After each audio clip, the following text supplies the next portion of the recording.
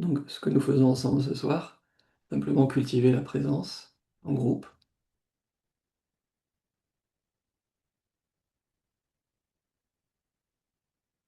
pour nous permettre de sentir cette présence en nous et autour de nous, comme baigner dans la présence, comme une session thalassothérapeutique de présence, un spa avec peut-être des petites bulles, je sais pas. Des fois, ça fait une sensation de champagne dans le corps ou un massage. La présence, c'est pas toujours ça, hein. Mais dans un cadre comme ça, souvent, c'est cette détente, cette ouverture, une relaxation.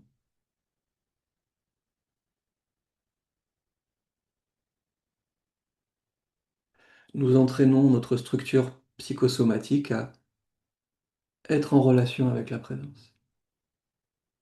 Et quand la présence est là, en général, nous laissons cette présence œuvrer en nous, infuser, faire ce qu'elle a à faire. Quand la présence est là, ma sensation, c'est que j'ai pas de préoccupation à ma guérison psychosomatique, à guérir mes mémoires ou mon karma. J'ai pas de préoccupation de ça. Je suis juste bien. Ça veut pas dire que j'ai pas des choses à guérir. Ça veut dire simplement que je ne m'en préoccupe pas comme quelque chose qui m'obnubile, comme une fixation. Il faut que je guérisse pour arriver à l'éveil ou avoir enfin des bonnes relations avec un tel, une telle.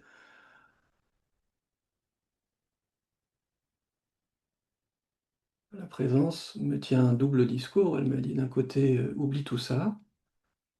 Regarde, t'as pas besoin d'être plus guéri pour rencontrer la présence, c'est vrai. Pour ce qui est de la guérison, chantier en cours.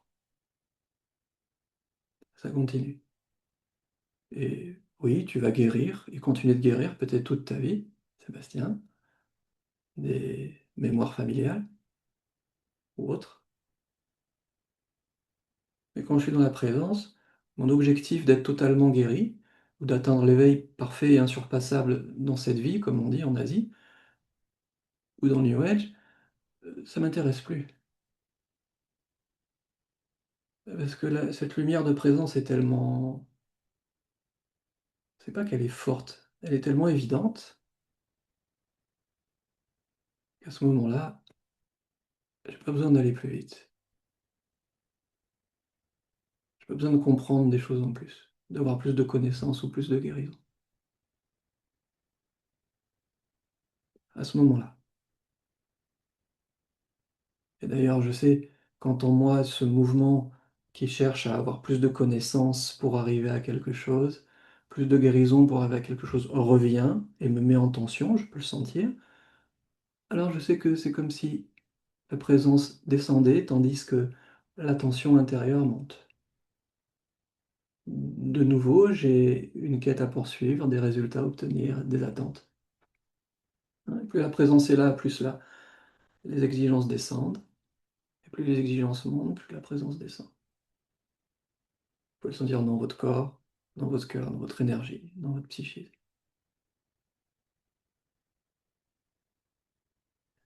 Donc, dans ce qu'on appelle l'éveil, la présence, euh, nous continuons bien sûr d'évoluer, nous continuons d'avoir des problèmes, mais nous ne cherchons pas à annihiler les problèmes. Nous ne cherchons pas à ne plus avoir de problèmes, à être en vacances. Non, la présence nous apprend une autre façon d'être en relation avec les problèmes, les souffrances personnelles, relationnelles, familiales, sociétales.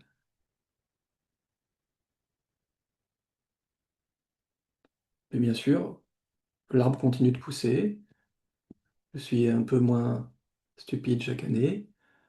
Euh, la relation à mon père continue d'évoluer, à ma mère, ma femme, mes enfants. Oui, mais pas comme une quête, une attente, comme juste un mouvement naturel d'évolution, comme tout dans la nature.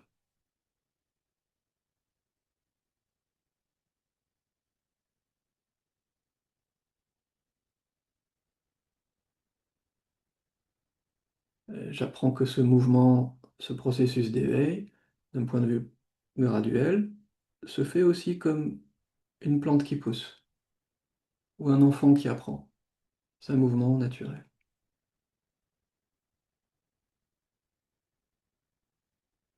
Ça se fait. Mais comme dans la nature, et jusqu'ici, je le dis peut-être à chaque fois, nous ne sommes pas des robots, pas encore des robots. Il y a des années, on a plus de légumes, plus de fruits, donc plus de fruits, plus de résultats, si vous voulez, plus de production, et puis des années, il n'y en a pas. Il y a même là, beaucoup d'arbres fruitiers sont bisannuels, ça veut dire qu'ils donnent un an sur deux. Et moi, j'observe que ce mouvement de la vie fait que je guéris de plus en plus, je suis un peu moins inconscient, et il y a des années, ça avance plus, il y a des années, ça avance moins, il y a même des années où j'ai eu le sentiment de régresser. Mais dans l'ensemble, ça pousse, ça grandit.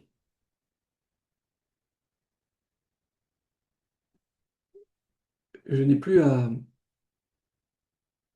tenir fermement le volant, les rênes de mon devenir spirituel, professionnel, affectif, familial. Parce que, comme on entend dire, ça se fait de plus en plus tout seul. C'est la tendance principale observée. Toutefois, il y a des exceptions. Moi qui est vraiment parti au début de mon chemin avec des pratiques, après j'ai rencontré l'enseignement de Krishnamurti, puis j'ai plus fait de pratique, parce qu'il dit il faut rien faire. Hein. Dès que vous essayez de changer les choses, c'est l'ego qui veut. Alors j'ai essayé ça. Et je l'ai fait comme une pratique, du coup ça m'a... Hein, je me suis dit, il faut pas que je pratique, parce que sinon... Alors du coup, ça m'a... C'était une autre forme de fixation.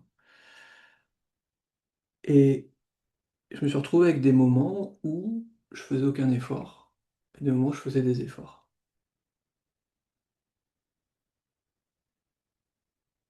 Des moments où j'avais une intention et des moyens pour arriver à guérir, pour arriver à éveiller plus le cœur, le corps, par exemple.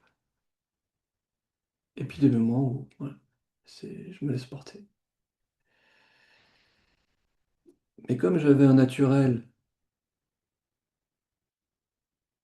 plutôt passif et introverti, j'avais un problème avec le feu, je me disais, ouais, je vais prendre la voie de l'eau, puis je vais me laisser porter. Et ça a fonctionné, jusqu'au jour où la vie m'a dit, ben non, maintenant tu prends en main et tu fais. Il faut que tu veuilles avancer dans l'éveil. Mais comment ça? C'est pas ce qu'on m'avait dit.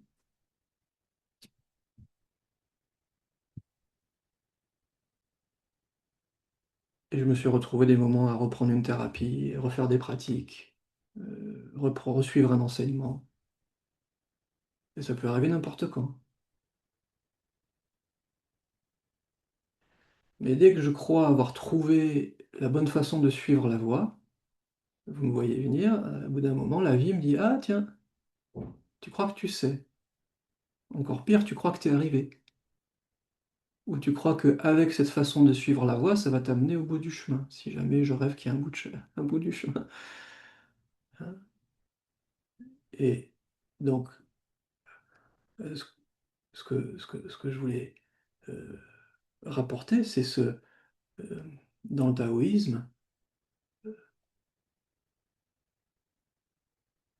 celui ou celle qui peut décrire la voie, donc le Tao, heu, ce n'est pas la voie. Vous savez, on dit souvent lâcher prise. Avec le lâcher prise, vous pouvez aller jusqu'au bout. Ce n'est pas vrai, même si c'est la grande tendance. Mais ça dépend des personnes, à quel moment ils en sont du processus.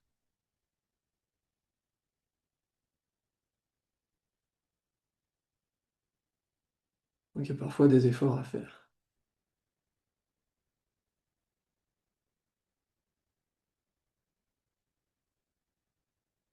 Tenir bon, traverser.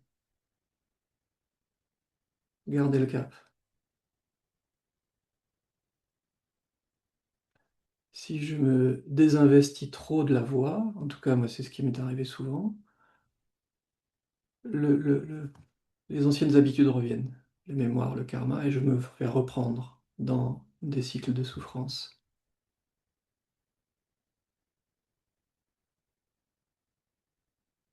Donc la vigilance doit rester, l'intention doit rester.